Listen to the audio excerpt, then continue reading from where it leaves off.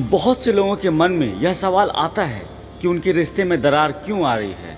सामने वाला उन्हें नज़रअंदाज क्यों कर रहा है या अहमियत नहीं दे रहा है। अगर वह जवाब देता भी है तो छोटा सा और फिर गायब हो जाता है, और कई बार तो घंटे तक कोई प्रतिक्रिया नहीं मिलती। इसमें ऐसा लगता है कि हमारी कोई कद्र ही नहीं है और इसका असर हमारे मानसिक और शारीरिक स्वास्थ्य पर पड़ता है।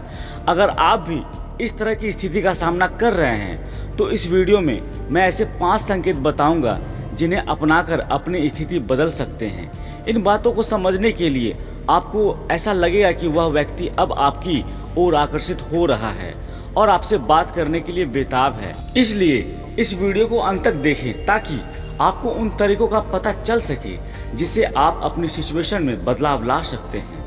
अब बिना देर किए वीडियो शुरू करते हैं।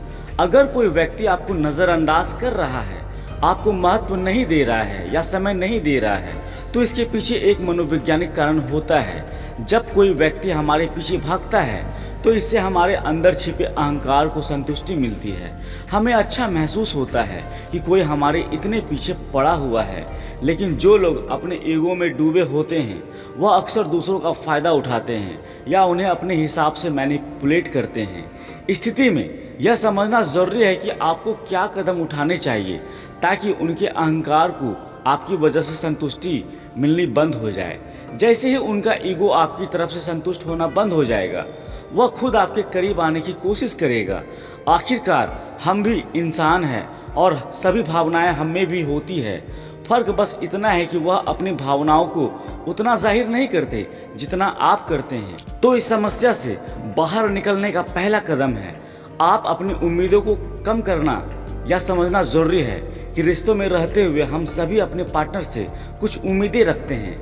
हालांकि सामने वाले की अपेक्षाएं बदली भी जा सकती है। कई बार वे आपके पीछे दौड़ने, आपको परेशान करने या रुलाने में आनंद महसूस करने लगते हैं, जबकि आपकी ओर से उनके साथ और प्यार बनाए रखने की ख्वाहिश रहती है। ऐसे में सबसे पहले अपनी अपेक्षाओं पर नियंत्रण रखें, खुद पर थोड़ा संयम रखें। यह उन्हें भी एहसास दिलाएं कि आपकी भी अपनी एक अहमियत है। अगर आपकी वैल्यू नहीं समझ रहा है तो खुद को थोड़ा पीछे हटाएं। जैसे ही उन्हें यह एहसास होगा कि अब आप उनकी ओर नहीं भाग रहे हैं, तब आपकी कदर वह करने लगेगा। ऐसे हालात में रिवर्स साइकोलॉजी असरदार साबित होती है। अगर कोई व्यक्ति आपको नज़रअंदाज कर रहा है या आपको अहमियत नहीं दे रहा है तो जितना ज़्यादा हो सके आप उससे पीछे भागेंगे, वह उतना ही आपसे दूर होता जाएगा। इसलिए अगर आप लगातार कॉल कर रहे हैं और कोई जवाब नहीं मिल रहा है तो कुछ समय के लिए खुद को रोकें। कुछ दिनों के लिए उनसे आप बात करना बंद कर दें। अगर आपके रिश्ते में सच में प्यार है तो वह दोनों ओर से होना चाहिए। लेकिन जब सामने वाले को यह यकीन हो जाता है कि आप उनके पीछे ही पड़े रहेंगे तो उनके लिए यह सब सामान्य हो जाएगा, साधारण लगने लगता है।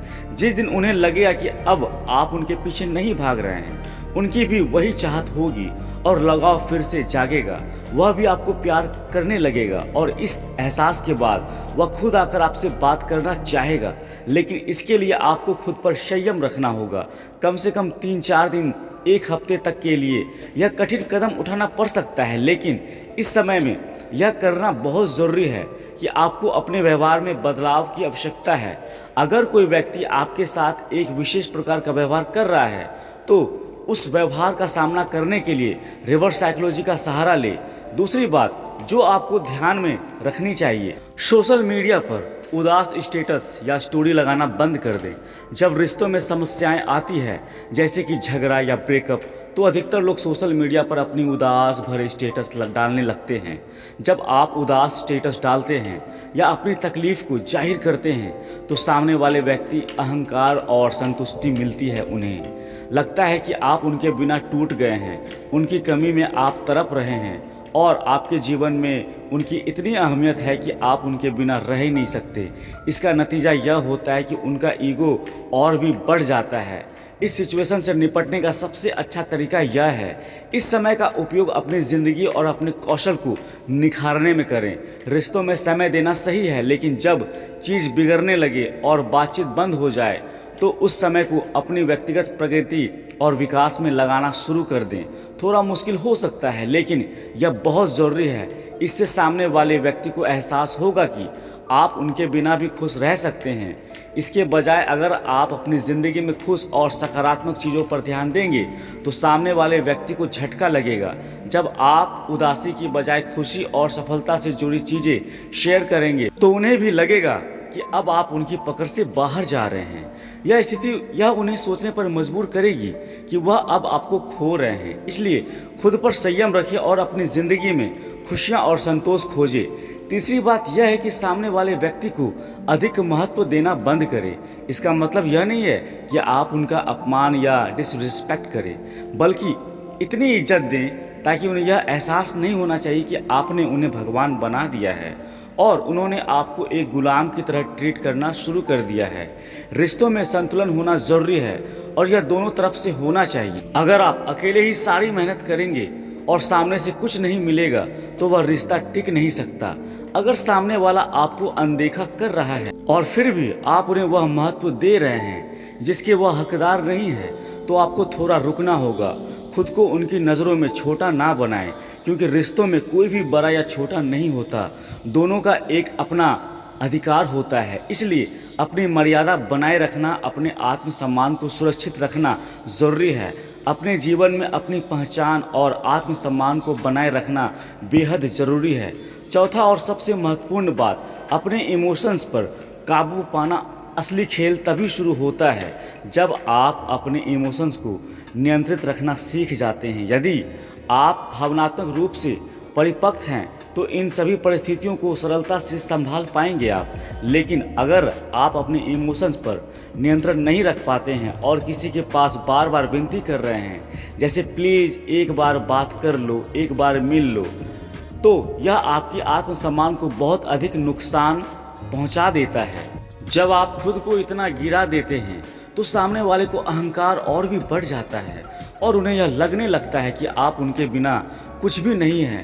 यह स्थिति तब उत्पन्न होती है जब हम अपनी मानसिकता इस तरह बना लेते हैं कि हमारी पूरी दुनिया वही एक व्यक्ति है। अगर आप अपने सभी कनेक्शन काट कर सिर्फ एक व्यक्ति पर निर्भर हो जाते हैं, उनकी मौजूदगी ही आपकी दुनिया बन जाती है। लेकिन जब वह व्यक्ति चला जाता है तो पूरी दुनिया बिखर जाती है। इससे बचने के लिए अपनी दुनिया को बांट कर रखें। याद रखें कि आपकी दुनिया सिर्फ वही व्यक्ति नहीं है, इसमें आपका माता पिता, भाई बहन, दोस्त और अन्य प्रियजन शामिल हैं। अगर एक हिस्सा चला भी जाए तो भी आपके पास अन्य लोग हैं जो आपकी परवाह करते हैं और आपका सहारा बन सकते हैं। अंततः अपने इमोशंस पर नियंत्रण रखें। झुकना कोई बुरी बात नहीं है, लेकिन बार बार सिर्फ आप ही झुक रहे हैं और सामने वाला आपको गुलाम की तरह ट्रीट कर रहा है तो यह सही नहीं है। ऐसे में झुकना बंद करें। पांचवी और अंतिम बात यानी सेल्फ लव और सेल्फ केयर। अपने आप से प्यार करना और अपनी भलाई का ध्यान रखना सीखें। अपनी देखभाल करना सीखें। आप खुद महत्वपूर्ण हैं और आपकी ज़िंदगी में जो भी लोग हैं वो आपके जीवन में इसलिए हैं क्योंकि आप मौजूद हैं।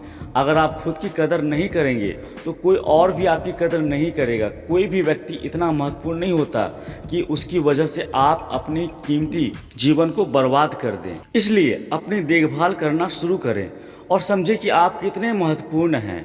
अगर आज आपको ऐसा लग रहा है कि किसी व्यक्ति के बिना आपकी दुनिया बिखर रही है तो अपनी ज़िंदगी पर ध्यान दें और खुद को आगे बढ़ाएं। 4 से 6 महीने बाद जब आप पीछे मुड़कर देखेंगे तो आपको एहसास होगा कि आप एक ऐसी स्थिति में थे जो जरूरी नहीं था। अगर आप खुद पर काम कर रहे हैं, अपनी देखभाल कर रहे हैं और अपने विकास पर ध्यान दे रहे हैं तो आप एक बेहतरीन इंसान बन सकते हैं। अगर आपने 5 बातों पर काम कर लिया तो दुनिया का कोई भी व्यक्ति आपको छोड़कर जाने की हिम्मत भी नहीं करेगा। वह आपकी इज्जत ना करने और आपकी वैल्यू ना समझने पर पछताएगा। अपने आप पर काम करना शुरू करें क्योंकि आपकी खुद की अहमियत से अधिक दुनिया में और कोई भी चीज़ महत्वपूर्ण नहीं है। तो दोस्तों, उम्मीद करता हूँ कि इस वीडियो से आपको कुछ तो समझ में आया होगा। अभी के लिए इतना ही दोस्तों, मिलते हैं अगली वीडियो में। तब तक खुश रहें और मुस्कुराते रहें। जय श्री कृष्ण। राधे राधे।